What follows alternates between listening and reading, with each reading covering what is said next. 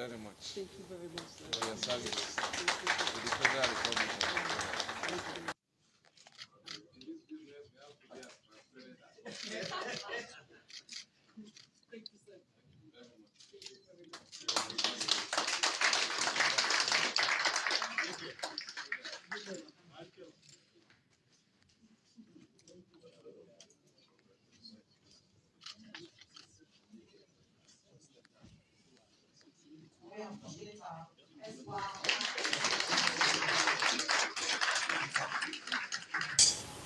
To know ourselves. But before I go further, let me once again appreciate and acknowledge the erstwhile, not one time. Sometimes you become former. Then when it's getting longer, you become one time. But just the erstwhile acting chair of Independent National Electoral Commission, the person of Mrs. May Agbamuchemba. Mbu. I want to thank you on behalf of the Federal Republic of Nigeria and INEC for the Herculean responsibility that was entrusted to you in the past few weeks. And you have been able to perform, and you have given a very good face to the Commission. I have here the national commissioners who were with me at the State House, and even those that are on assignment in Anambra State. Of course, you know that Anambra is just next month. And it's very, very, in fact, that is a mandate, a core mandate of this commission. Let me also acknowledge my Vice Chancellor, Professor Tanko Ishaya, who came all the way from Jos, and other principal officers. Professor Rahila Gawon is the Deputy Vice Chancellor, Academics from University of Jos. You also have Dr. Rejoice Songden, who is the Registrar of the University of Jos. You have Mr. Philip Mbugala, who is the Bossa of the University of Jos. And then you have Professor Ladi Lawal, who is the University Librarian.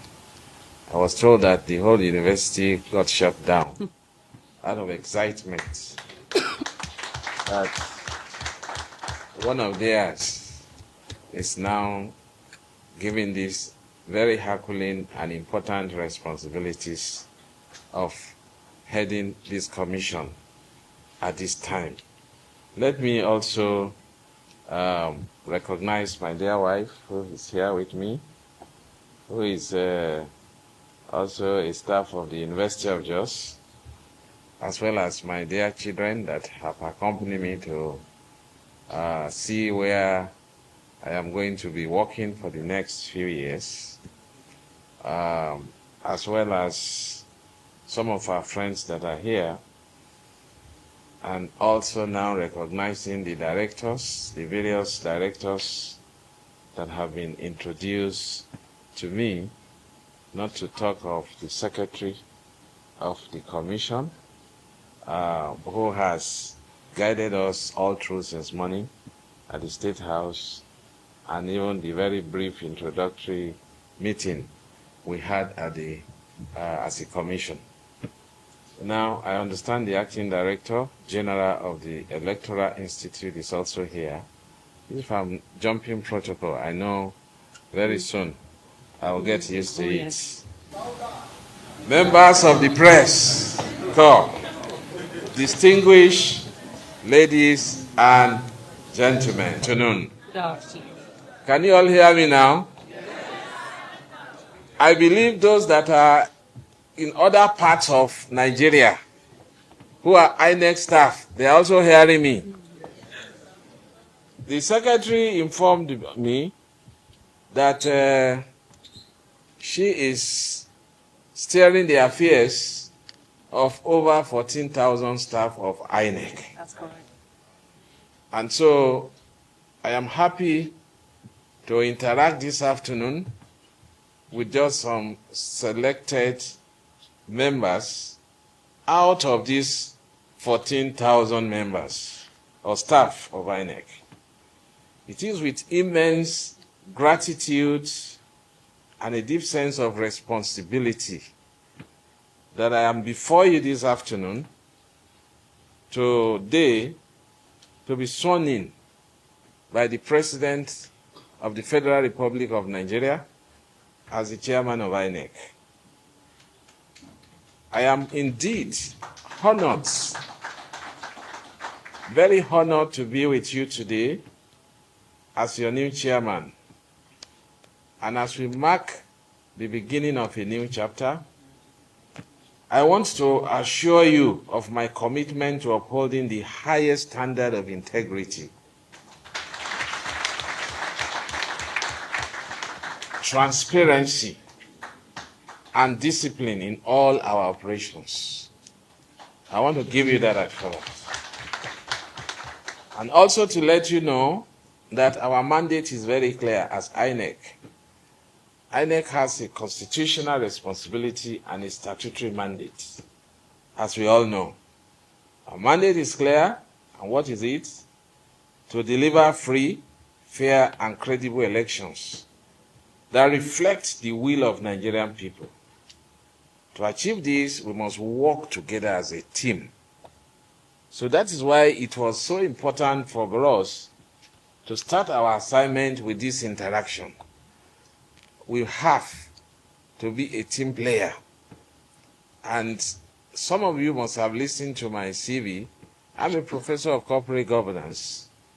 So while we look at the KPIs of individuals, we also look at how it ties to your overall performance as a team player, which is very, very crucial for us.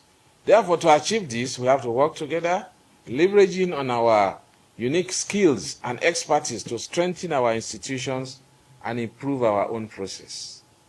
So we are differently talented, and the essence is to tap your brains so that we'll be able to achieve our mandates. As we gather for this meeting, it is important to acknowledge the critical role that we play in shaping democracy in Nigeria, especially the future of Nigeria. The upcoming Anambra State governorship election is not just another electoral exercise. It represents a pivot opportunity for us to demonstrate our commitment to free, fair, and credible elections. The eyes of the nation are upon us, and it is our duty to rise to that occasion. I have just been brief about some of the preparations, but as I informed the erstwhile acting chair, that our preparation, no matter how good it may be, is as good as the cooperation and support we receive from the stakeholders, including the politicians and the general public. So the eyes of Nigeria is upon us. Today, I am before you, and I'm emphasizing the need for us to work together in unity, and there should be that synergy and collaboration among our various units, as I have been informed. Credibility in our election is paramount, and we must ensure that every voter feels confident that their vote will count. Please. Because that is a constitutional task, and let's restore back the confidence of every voter that whenever there is an election, their vote will count, so that we can address this issue of voter apathy in Nigeria. Let us break down silos, foster open communications, and create an environment where every voice is heard and valued. Now, I must stress that we should not compromise our values or processes that could have consequences. So the integrity of our elections is not even something we should negotiate, please. Well, this is supposed to be just an interaction. But as I was leaving the State House, the first question that was asked was, okay, what do you want to do? Now Anambra. I refuse to talk about Anambra until I've come to meet with the staff.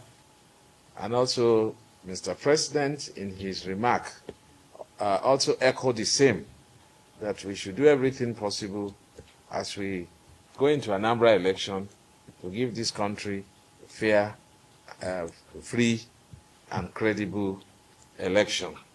So please, I want us to work together to achieve this purpose. Well, I don't want to take much of your time, but I want to say that for me, the staff welfare is going to be my priority. Thank you.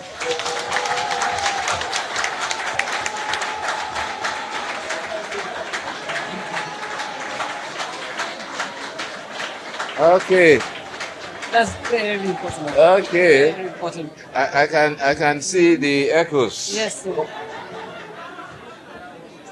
It is going to be a priority because we are going to be expecting so much from you. That's right. So you need also to give so much to who you are expecting much from. So your welfare is going to be a priority, and I assure you that we'll work assiduously and tirelessly to ensure that our working conditions are conducive and that our staff are equipped with necessary resources to excel. Very good. Let me now say that I'm excited about the journey ahead. But the places I've gone to, including some national commissioners, they were saying, I don't envy you. But let me say that I am excited about the journey ahead. Together, let us uphold the values of democracy and work tirelessly for the credibility of our elections. The paths may be challenging, but if we stand united, there is nothing we cannot achieve. I want to thank you for your commitment, your service, and I look forward to working closely with all of you as we embark on this very, very important mission. For us, I am here for a purpose. Maybe if I had a choice, I would say I would not come here. But when, from all the indications, I could see that God is moving in this country, and my coming is divine. Absolutely. So, if God say go, who are you to say I'm not going? I'm here because I have a role to play to ensure that a new Nigeria is battered.